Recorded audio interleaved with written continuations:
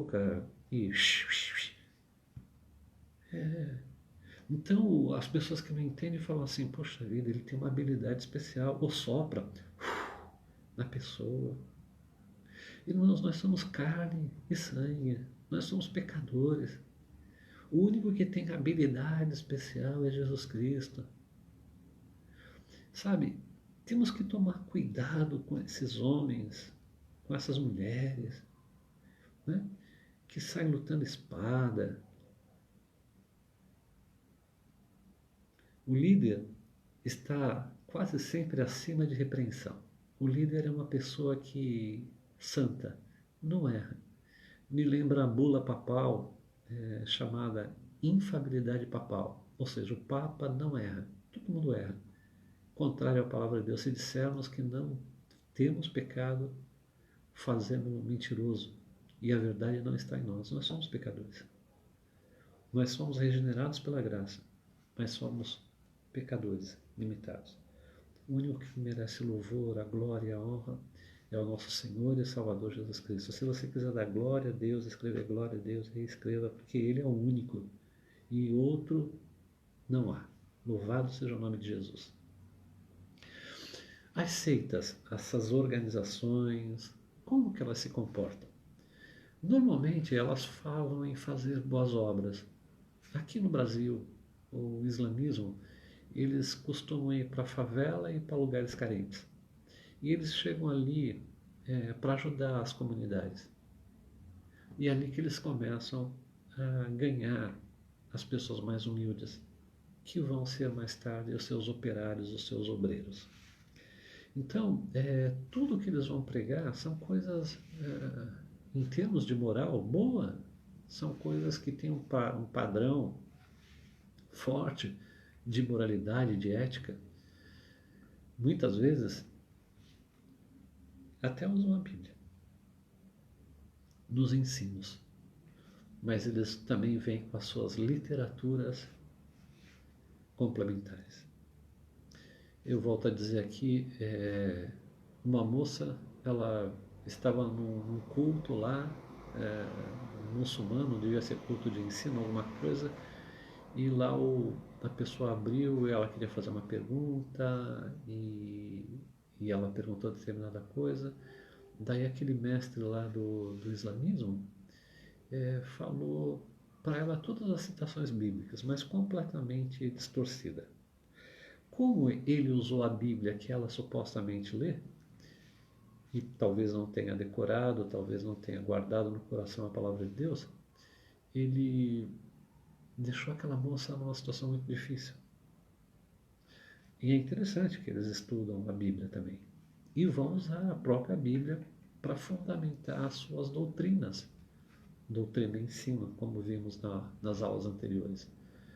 Então, o fato deles citarem a Bíblia, eles vão fazer igualzinho Satanás.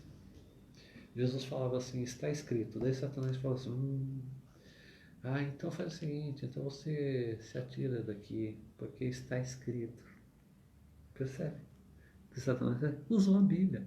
Está escrito, aos teus anjos dará ordem a teu respeito, para que não tropeces em nenhuma pedra. E que coisa interessante, o diabo mandou Jesus pular lá de cima do templo e cita um texto que fala de caminhar, terreno plano. Jesus falou assim, também está escrito, não tentarás o Senhor teu Deus, tem que conhecer a Bíblia. Muito bem, Satanás teve uma interpretação própria do Salmo 91, né? É o que esses líderes fazem, porque são filhos do diabo, são os filhos das trevas. E muitas seitas dizem que o Senhor Jesus é um deles. E até mesmo entre os cristãos, às vezes eu vejo as pessoas assim tão... Jesus é nosso irmão mais velho. Jesus Cristo é o Senhor, meus irmãos. Pastor, mas está errado falar que Jesus Cristo é nosso irmão mais velho. Ele é filho de Deus, o primogênito dentre os vários filhos de Deus, o primeiro, né? Vem nós. Agora, Ele é nosso Senhor. Irmãos, nós temos que conhecer o nosso lugar e o lugar de Jesus. O lugar de Jesus é o lugar de honra, de glória. O nosso lugar é um lugar de súplica, de humildade. É um lugar que devemos estar orando em todo o tempo, vigiando com toda a súplica no Espírito, para que sejamos achados dignos de escapar de todas as coisas que hão de vir sobre esse mundo. Esse é o nosso lugar, aos pés dele. O lugar dele é um lugar alto, lugar de glória, lugar de honra, lugar de louvor, de respeito, de adoração. O nosso papel é santificar o nome dele, é tornar o nome dele santo, separado, bendito, amado. É só isso.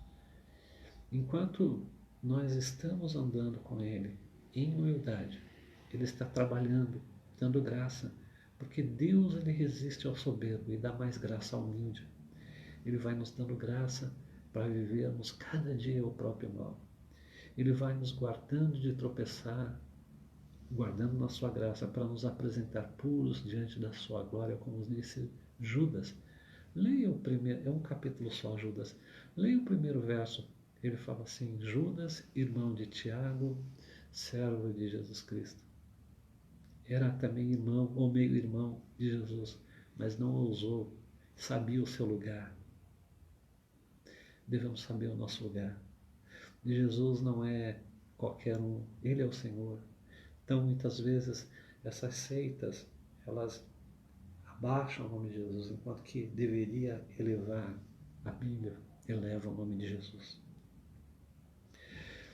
Muito bem, então quem são esses membros, essas pessoas que vão a essas seitas? São pessoas que às vezes já sofreram tanta desilusão em algumas religiões. Eu me lembro de um casal, ela cabeleireira e ele vendedor. Ele tinha um problema sério na coluna e operou, e ele pediu a Deus, porque era uma operação de risco, pediu a Deus livramento e tal.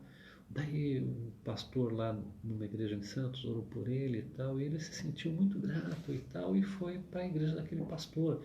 Foi batizado. Na verdade, às vezes a gente não pode dizer que é um batismo, mas talvez um banho, né? É gelado, sem graça, e compartilhado com outros tantos que vão no mesmo dia. Mas aquele moço, ele estava naquela igreja, e um dia desses antes final do ano, eu ia trabalhar na Benê, daí passei para tomar um lanche numa padaria, estava ele lá com uma garrafa de cerveja, bebendo cerveja, ficou meio desconcertado, e eu falei assim: aí, como é que está? Ele falou assim: não estou mais naquela igreja. Eu falei assim: e com Jesus? Todos estão bem com Jesus, meus irmãos. Só o arrebatamento vai mostrar quem está ou quem tá vai, quem não está não vai, né? Essa é a verdade do arrebatamento. Então, eu estou bem com Jesus, eu só não estou indo mais na igreja. Cara de pau, né? Mas são pessoas que se desiludem. E ele voltou com a esposa para o catolicismo. Porque ficou desiludido lá com aquele pastor e com aquela religião que eles estavam. Também as pessoas, elas muitas vezes são confusas em assuntos religiosos, né? É interessante que as pessoas não são dadas muito a estudo, a cultura. Eu louvo a Deus que você que está comigo aqui, eu acho que tem 7 pessoas aqui comigo, e outras talvez vão ver mais tarde, que estuda a Bíblia. É importante estudar, é importante para não se deixar enganar por essas seitas, por esses líderes malignos que muitas vezes têm interesses financeiros ou são tão dirigidos por Satanás para levar pessoas ao inferno. E essas pessoas também se desiludem com a sociedade e querem abraçar algo que lhes dê algum tipo de encorajamento e apoio. São pessoas que são carentes e muitas vezes nessas seitas o líder coloca alguém para acompanhar, né? É alguém para andar junto, para checar como é que é a pessoa. O G12 e o M12, na cultura deles também, eles começam a andar com uma família e eles vão sabendo de tudo da família. E aquela família, nesses grupos, M12 e G12 especificamente, desse líder, que é o líder da célula, que é o pai, não devia ser chamado de pai pela Bíblia. Eu fico com a Bíblia, não fico com M12 nem G12. Quem quiser ficar, que fique. Eu fico com a Bíblia. Diz que se você quiser comprar um carro, vender sua casa, você tem que falar com o pai. O pai é que vai te orientar. E o pai, ele sabe de tudo que acontece na família. Se a mulher traiu, se ele traiu, se o filho usa droga, sabe de tudo. E passa para o líder, para um supervisor das células, ou um superintendente, dependendo do termo G12 e M12, e aquele lá para o líder geral. Muito bem, quando alguém faz alguma coisa que fere os princípios daquela religião, daquela igreja lá, toda a família é excluída da igreja. Pergunto, isso é de Deus? Isso é Bíblia? Perceba que pessoas emocionalmente carentes, elas abrem o coração, elas falam tudo sobre a vida. Uma coisa, conte seu segredo só para Deus.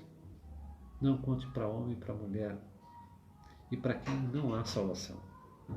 Veja também que são pessoas que têm uma necessidade de ter um propósito. Então, muitas dessas seitas, dessas falsas religiões, elas têm livros, elas têm estudos filosóficos que as pessoas vão aprendendo e as pessoas vão absorvendo aquilo. Nem tudo elas vão compreender, nem tudo elas vão aceitar, mas elas vão ser doutrinadas.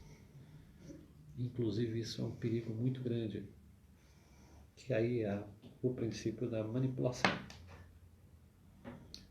Uma pessoa que ela é mestre, ela é de Deus de fato, ela vai ter temor com as vidas e com as almas que Deus coloca nas suas mãos.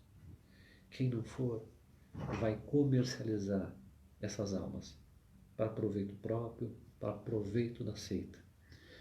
São pessoas que muitas vezes também vão para esses lugares porque elas têm necessidade financeira. Maçonaria. As pessoas falam assim, bom, quando eu estiver na maçonaria, eles vão me ajudar financeiramente e vai ser todo mundo irmão e tudo. E assim, muitas vezes ingressam em algo que não era tudo aquilo que falavam que era.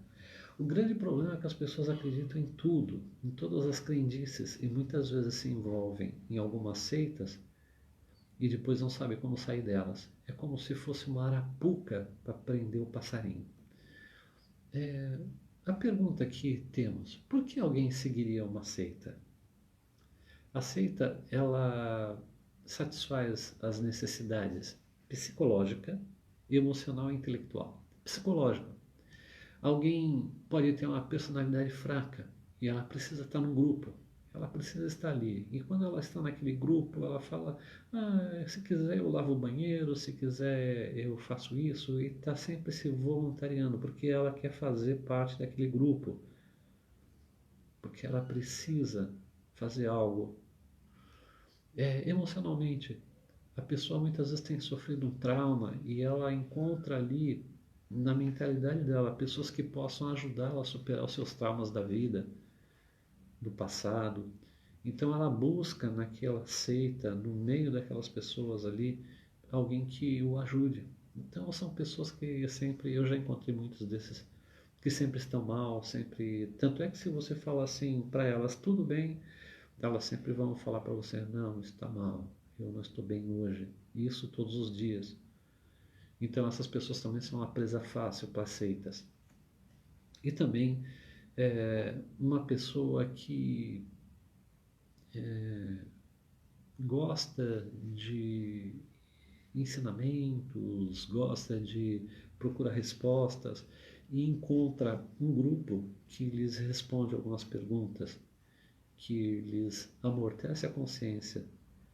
Então, esse seria o que a seita satisfaz necessidade de pessoas no campo psicológico, emocional e intelectual. Também, meus irmãos, a seita dá aos seus membros, logo de início, um sentimento de aprovação, de aceitação, de propósito e de pertencimento. O que é isso? Ah, eu pertenço a esse lugar. O meu líder é o fulano de tal. É o pastor, é o rabino, é o imã, enfim. Então, essa pessoa, ela defende porque ela se sente parte. Ela tem esse sentimento de pertencimento.